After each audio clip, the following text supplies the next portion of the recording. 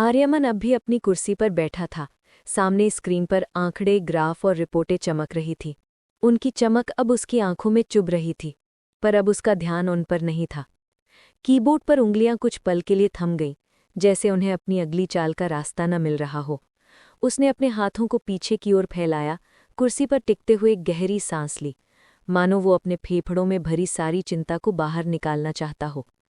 कमरा शांत था, बेहद शांत। एक ऐसा सन्नाटा जिसमें अब भी कुछ कहने को बाकी रह गया हो, कुछ अनकहा जो हवा में तैर रहा था। उसकी नज़र धीरे धीरे कमरे में घूमी, अपनी महंगी चमकदार ऑफिस की चीज़ों से होते हुए, और जाकर ठहर गई उसी कोने पर जहां सोफे पर साची थी। वो अब भी वहीं थी, पर अब कुछ अलग सी लग रही थी। उसकी मौजूदगी ने पूरे कमरे का माहौल बदल दिया था। आर्यमन की आंखें कुछ पल के लिए उस पर टिकी रह गईं, एक ऐसी तस्वीर की तरह जिसे वो अपने दिल में कैद कर लेना चाहता हो। साची गहरी नींद में थी, उसके सिर के पास रखे उसके अपने कोट में लिपटी हुई। उसके चेहरे पर एक ऐसी शांति थी जो शायद जिंदगी के तूफानों से लड़ते लड़ते, हजारों चुनौतियों का सामना करते करते मिली थी। एक ऐसी निश्चल शांति जो किसी छोटे बच्चे के चेहरे पर होती है। उसके बाल हल्के बिखरे हुए थे, कुछ लटें बेहद कोमलता से उसके गालों पर झूल रही थीं, जैसे ठंडी हवा से खेल रही हों या किसी चित्रकार की तूलिका से बनी हों। आर्यमन ने धीमे से कुर्सी पीछे खिसकाई, आवाज़ इतनी हल्की थी कि हवा ने भी उसे छूकर नहीं सुना। वो धीरे धीरे बहुत ही सावधानी से उठकर सोफे की तरफ बढ़ा। हर कदम के साथ उसकी नज़र साची पर टिकी थी, जैसे वो डर रहा हो कि कहीं उसकी जरा सी हरकत से उसकी नींद न टूट जाए। उसकी चाल में एक अजीब सी कोमलता और सावधानी थी जो उसके सख्त व्यावसायिक व्यक्तित्व से कोसों दूर थी। पास पहुंचकर उसने देखा, साची के चेहरे पर हल्की सी मुस्कान थी, एक मासूम सी, अनजानी मुस्कान जो उसके भीतर के किसी मीठे सपने की गवाही दे रही थी। उसके होठों पर जैसे कोई अधूरा सपना ठहरा हुआ हो, कोई अनकहा सुख। आर्यमन झुककर कुछ पल उसे देखता रहा। उसकी नज़रें उसके चेहरे पर घूम रही थीं, उसकी हर बारीकी को समझने की कोशिश कर रही थी। उसके अंदर कुछ हल्का सा हिला, जैसे कोई पुराना भूला हुआ एहसास फिर से जीवित हो गया हो, कोई मानवीय भावना जिसे उसने सालों से अपने व्यावसायिक खोल के भीतर दबा रखा था। वो सोचने लगा, उसकी आंखों में एक अजीब सी चमक थी। कितनी शांति से सो रही है ये। इस ऑफिस की भागदौड़, मीटिंग्स का तनाव, कॉर्पोरेट शोर, सब जैसे इससे बहुत दूर है। बस ये एक पल है जो पूरी तरह शांत और पवित्र है। उसके दिमाग में खुद की भागदौड़ वाली जिंदगी कौंध गई, जहां शांति एक दुर्लभ चीज थी। उसकी निगाहें साची के चेहरे पर ठहर गईं। उसने देखा कि कैसे उसके बालों की कुछ लटें उसके माथे पर आ गई थीं, उसकी मासूमियत को और बढ़ा रही थीं। आर्यमन के मन में आया कि उन लटों को धीरे से हटा दे, उसकी त्वचा को छू ले, पर उसने खुद को रोका। उसका हाथ कुछ इंच ऊपर हवा में ठहरी, उसकी उंगलियां हल्की सी कांपी और फिर वापस नीचे आ गईं, जैसे किसी अनकहे बंधन ने उसे रोक दिया हो। वो बस उसे देखता रहा, उसकी सांसों की धीमी और स्थिर लय को, उसकी नींद की गहराई को, और उस कोट में लिपटी उसकी मासूमियत को जो उसे दुनिया के हर खतरे से बचा रही थी। कमरे की रोशनी अब हल्की हो चुकी थी। बाहर से आती सुनहरी किरणें खिड़की पर झूलते पर्दों से छन कर आ रही थीं। उन किरणों में सांची का चेहरा एक अलग ही चमक में नहाया हुआ था, जैसे किसी देवी की मूर्ति हो। आर्यमन ने खुद को उस पल में पूरी तरह खो जाने दिया। कितने साल हो गए थे उसे इस तरह किसी को इतने पास, इतने सुकून से देखे हुए। उसकी अपनी जिंदगी में ऐसे पल कब के गुम हो चुके थे। वो सोचने लगा, उसके दिल में एक अजीब सा सुकून भर रहा था। शायद कुछ लोग बस इसलिए हमारी जिंदगी में आते हैं ताकि हम फिर से इंसान बनना याद कर सकें, ताकि हम याद कर सकें कि शांति, प्रेम और परवाह भी दुनिया में मौजूद है। वो वापस अपनी कुर्सी की ओर लौटा। बैठते हुए उसने एक बार फिर उसकी ओर देखा। अब भी उतनी ही शांति, उतनी ही मासूमियत थी, उसके चेहरे पर वही अनमोल मुस्कान। आर्यमन ने एक छोटी सी मुस्कान दी। न जाने क्यों, पर उस मुस्कान में सिर्फ सुकून नहीं था, बल्कि एक नई तरह की उम्मीद थी। उसने अपनी स्क्रीन की ब्राइटनेस कम की ताकि चमक सांची की नींद ना खराब करे। अपना फ़ोन साइलेंट पर डाला और फिर कमरे की रोशनी और धीमी कर दी ताकि उसकी नींद न टूटे, उसे किसी भी तरह की अशांति महसूस न हो। सांची अब भी वैसी ही सो रही थी, अपने ही कोट में, जैसे किसी बच्चे की तरह जिसने आखिरकार दुनिया की बेचैनियों, तनाव और चिंताओं से थोड़ी देर के लिए छुटकारा पा लिया हो। आर्यमन ने अपनी निगाहें कुछ देर और वहीं रखीं, उस शांत, अनमोल दृश्य को अपने मन में उतारता रहा, और फिर धीरे से फुसफुसाया। उसकी आवाज़ हवा में घुल गई, सिर्फ उसी को सुनाई दी। सोते रहो, तुम्हें इसी सुकून की ज़रूरत थी सांची, तुम्हें इसकी बहुत ज़रूरत थी। कमरा फिर से शांत हो गया, पर अब वो सन्नाटा भारी नहीं था, बल्कि किसी मधुर गीत जैसा था, धीमा, सुकून देने वाला और प्रेम से भरा। उस गीत में अब आर्यमन का दिल भी धीरे धीरे धड़क रहा था। आर्यमन अब भी अपनी कुर्सी पर बैठा था, उसकी नज़रें उस फाइल से हटकर अब पूरी तरह सोफे पर सोई हुई सांची पर टिक चुकी थी। उसके दिमाग में अब काम नहीं, बल्कि सांची का मासूम, नींद से भरा चेहरा घूम रहा था। वो अब भी उसी सोफे पर थी, सफ़ेद सिंपल कुर्ती में, चेहरा अब नींद से ढका हुआ था, लेकिन कुछ था जो बदल गया था। पहले उसके चेहरे पर एक हल्की सी मुस्कान थी, जैसे किसी शांत खूबसूरत सपने में खोई हो। लेकिन अब वो मुस्कान गायब थी, उसकी जगह एक गहरी चिंता और बेचैनी ने ले ली थी। उसकी भवें हल्की सी सिकुड़ गई थीं, होंठ हल्के कांप रहे थे और सांसें पहले से ज्यादा तेज हो चली थी, जैसे कोई भीतर ही भीतर किसी अनजान डर से जूझ रहा हो।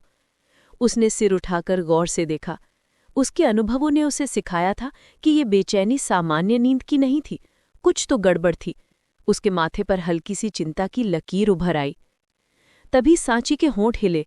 एक धीमी, कांपती हुई आवाज में वो बोली, जैसे गहरे कुएं से आ रही हो, मुझे छोड़कर मत जाओ, प्लीज मत जाओ। आर्यमन चौंक गया। उसके शांत, नियंत्रित व्यक्तित्व में एक पल के लिए घबराहट दौड़ गई। उसके तीखे कानों में ये शब्द किसी गर्म तीर की तरह लगे, सीधे उसके दिल पर वार करते हुए। वो अपनी चेयर से झटके से उठ खड़ा हुआ। कुर्सी पीछे हल्के से खिसकी और इस बार आवाज थोड़ी तेज हुई। उसके चेहरे पर अब बेचैनी साफ थी, उसकी आंखें सांची पर गड़ी हुई थी। कदम दर कदम वो तेजी से सांची की ओर बढ़ा, उसके मन में डर और चिंता एक साथ उमड़ रहे थे। वो झुककर सांची के करीब आकर एक हल्की पर दृढ़ आवाज में बोला, सांची, सांची, उठो, सुन रही हो ना? क्या हुआ? लेकिन सांची अब भी उस डर में डूबी थी, जैसे किसी गहरे अंधेरे से लड़ रही हो। उस सपने की गिरफ्त में थी जो उसे कसकर जकड़ रहा था। उसकी आंखें बंद थीं, पर उसके चेहरे के भाव चीख रहे थे। उसके होंठ दोबारा हिले। इस बार आवाज थोड़ी स्पष्ट थी, पर दर्द से भरी हुई। रुक जाओ, मत जाओ, प्लीज, मुझे अकेला मत छोड़ो। आर्यमन का दिल कसकर धड़क उठा, जैसे कोई बहुत पुरानी दर्दनाक याद उसके मन में कौंध गई हो। उसे एक पल को वो रात याद आ गई जब सांची को अचानक दौरा पड़ा था। उसकी सांसें तेज हो गई थीं और वो ऐसे ही किसी अनजान डर से जूझ रही थी। वो डर गया कि कहीं फिर से कुछ वैसा ना हो जाए, कहीं सांची को फिर से कोई तकलीफ ना हो जाए। उसने झुककर सांची का हाथ थाम लिया, गर्म पर कांपता हुआ हाथ। उसकी हथेलियों में सांची की गर्माहट महसूस हुई, जो डर से भीगी थी। धीरे से बोला, उसकी आवाज में अब एक अजीब सी कोमलता और दिलासा थी। सांची, सब ठीक है, देखो मैं यहीं हूं, मैं तुम्हें कहीं छोड़कर नहीं जा रहा हूं। लेकिन सांची अभी उस डर के घेरे में थी। उसकी उंगलियां आर्यमन के हथेली को कसकर पकड़ चुकी थी, जैसे कोई डूबता इंसान जीवन का किनारा खोज रहा हो, कोई सहारा तलाश रहा हो। उसकी पकड़ इतनी मजबूत थी कि आर्यमन भी हैरान रह गया। आर्यमन बस उसे देखता रहा। अब उसके मन में एक अलग सी बेचैनी उठी थी। ये सिर्फ शारीरिक चिंता नहीं थी, बल्कि एक भावनात्मक सवाल था। ये किसकी बात कर रही है? आखिर किसे नहीं छोड़ना चाहती है? कौन है वो जो इसे इतना डरा रहा है? उसके दिमाग में अनगिनत सवाल कौंध रहे थे। सांची के अतीत का कोई गहरा राज उसके सामने खुलने की कगार पर था। उसने सांची के चेहरे पर एक नज़र और डाली। उसकी सांसें धीरे धीरे सामान्य हो रही थीं।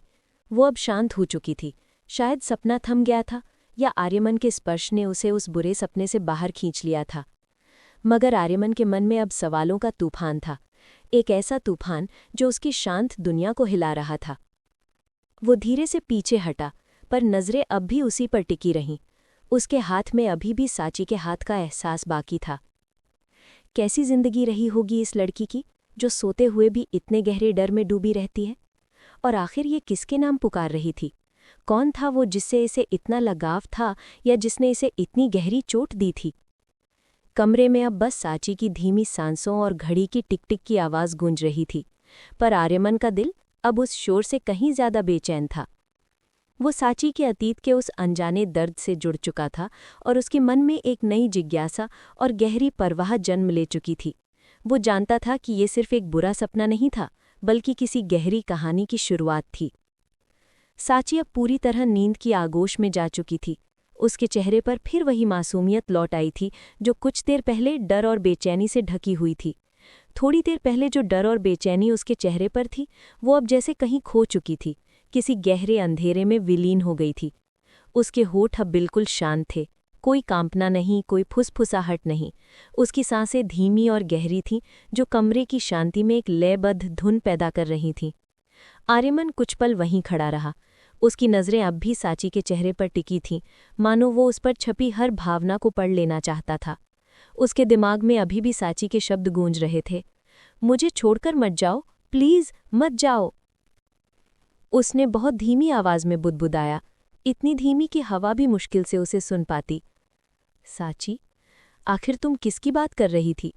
कौन है वो जिसे तुम आज भी इतना खोने से डरती हो? उसकी आवाज में एक अजीब सी बेचैनी और जिज्ञासा थी। वो सोच में पड़ गया।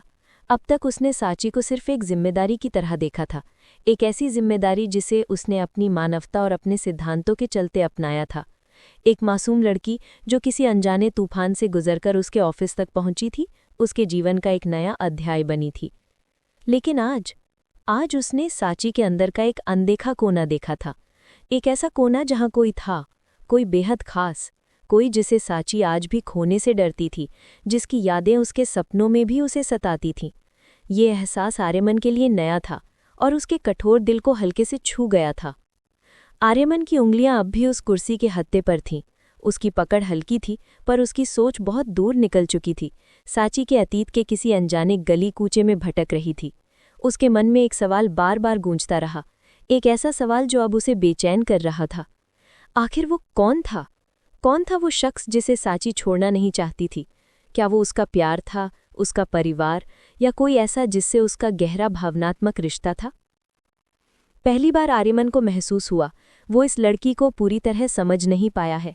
उसकी बाहर से शांत दिखने वाली मुस्कान, उसकी कभी कभी रहस्यमयी खामोशी, उसकी आंखों के पीछे जो गहरा दर्द छिपा था, वो सब अब उसके लिए एक रहस्य बन चुका था। साची अब सिर्फ एक कर्मचारी नहीं थी, बल्कि एक ऐसी पहेली थी जिसे वो सुलझाना चाहता था। धीरे से उसने एक लंबी गहरी सांस ली और खुद से कहा, उसकी आवाज़ में एक नई दृढ़ता थी, अब मुझे जानना होगा, साची का अतीत, वो कौन है जिसने इस लड़की की जिंदगी को इतना बदल दिया? किसने इसे इतना डराया, इतना अकेला कर दिया? उसके दिल में साची की प्रति सिर्फ चिंता नहीं थी, बल्कि एक जिम्मेदारी और उसे समझने की तीव्र इच्छा भी थी। कमरे में अब बस एयर कंडीशनर की धीमी आवाज़ थी जो एक नीरस धुन में बज रही थी, और आर्यमन की आंखों में वो बेचैनी जो अब एक नए सफ़र की शुरुआत का संकेत दे रही थी। एक ऐसा सफ़र जहां वो साची के अतीत की परतों को खोलेगा, उसके दर्द को समझेगा और शायद खुद भी उस प्रक्रिया में बदल जाएगा। उसके लिए साची अब सिर्फ एक प्रोजेक्ट नहीं थी, बल्कि एक व्यक्तिगत खोज बन चुकी थी।